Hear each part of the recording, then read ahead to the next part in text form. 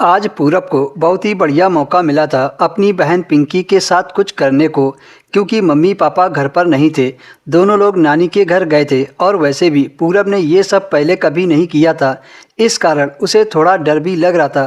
पिंकी भी करने में थोड़ा हिचकिचा रही थी, शायद उसने भी आज तक ये सब नहीं किया था। पिंकी ने ये मौका अपने भाई पूरब को दिया था। पिंकी बोली, पूरब भैया तुम तो बहुत फास्ट हो। पूरब ने कहा, मुझे ये सब करने में बहुत मज़ा आता है। पिंकी ने कहा, लेकिन अभी तुम आराम आराम से करो, मैं इतनी तेज नहीं कर पाऊंगी। पूरब ने कहा, दीदी हमने इस दिन का बड़ी बेसब्री से इंतज़ार किया है, लेकिन देखो आज हमें इस चीज़ का मौका मिल ही गया। आज मम्मी पापा नानी के घर गए हैं तो सोच रहा हूँ कि जल्दी जल्दी कर लेते हैं, क्योंकि मम्मी पापा को वापस आने में ज़्यादा समय नहीं लगेगा।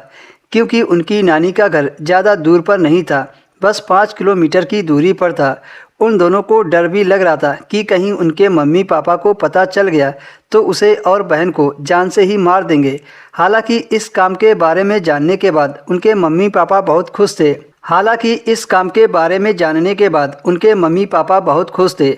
लेकिन फिर भी पूरब और पिंकी दोनों ये काम छुपकर करते थे। पूरब और पिंकी दोनों इस काम को कर ही रहे थे कि तभी दरवाज़ा खटखटाने की आवाज़ आई। वे दोनों सब कुछ छोड़कर कमरे से बाहर निकल आए। पूरब अपनी दीदी के साथ एक ही स्कूल में पढ़ता था। पूरब की दीदी 2 साल बड़ी थी, लेकिन थी बहुत खूबसूरत। पूरब के स्कूल में कई लड़के पिंकी के पीछे पड़े थे, लेकिन वो किसी को भाव नहीं देती थी। एक दिन पूरब पिंकी के साथ एक दुकान पर कुछ सामान खरीदने गया था, तो पूरब ने देखा एक अंकल उनकी दुकान पर काम करने वाली लड़की के साथ कर रहे थे। पूरब ने पिंकी को इशारे में बताया कि दीदी वो देखो अंकल किस तरह उस लड़की का गेम बजा रहे हैं। पिंकी बहुत गौर से अंकल के कारनामे देखने लगी। फिर पूरब पिंकी के साथ सामान लेकर वहां से चुपचाप चले आए। पूरब ने पिंकी से कहा, अच्छा दीदी वो दुकान वाले अंकल कितने बड़े थे, फिर भी वह अपने से बहुत कम उम्र की लड़की के साथ कर रहे थे। पिंकी ने कहा, लड़की उसी के दुकान पर काम करती होगी। पूरब ने कहा, दीदी अगर हम दोनों यही करें तो कैसा रहेगा।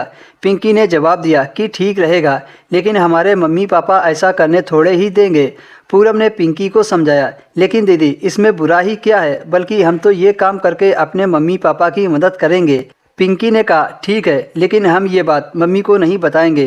पूरब ने कहा, ठीक है, जैसा तुम कहोगी वैसा ही होगा, लेकिन ये बात हम कब तक मम्मी पापा से छुपाएंगे। एक ना एक दिन उनको हमारे और तुम्हारे बारे में पता ही चल जाएगा। पिंकी ने कहा, जब की तब देखी जाएगी, लेकिन इससे पहले हम लोग कभी भी यह बात अपने मम्मी पापा को नहीं बताएंगे। पूरब ने कहा, ठीक है। फिर रात का खाना पीना खाने के बाद पूरब अपनी बहन के साथ छत पर टहलने के लिए चला गया। वहाँ काफ़ी देर तक बातचीत करने के बाद पिंकी ने पूरब से कहा, पूरब अभी तो तुम बहुत छोटे हो, ये सब कर पाओगे।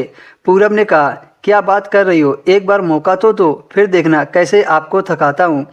यही वजह थी कि पिंकी अपने भाई पूरब के साथ मम्मी पापा के जाने के बाद पूरी मस्ती में लगी थी और भाई तेज तेज करके उसकी चीख निकाल रहा था।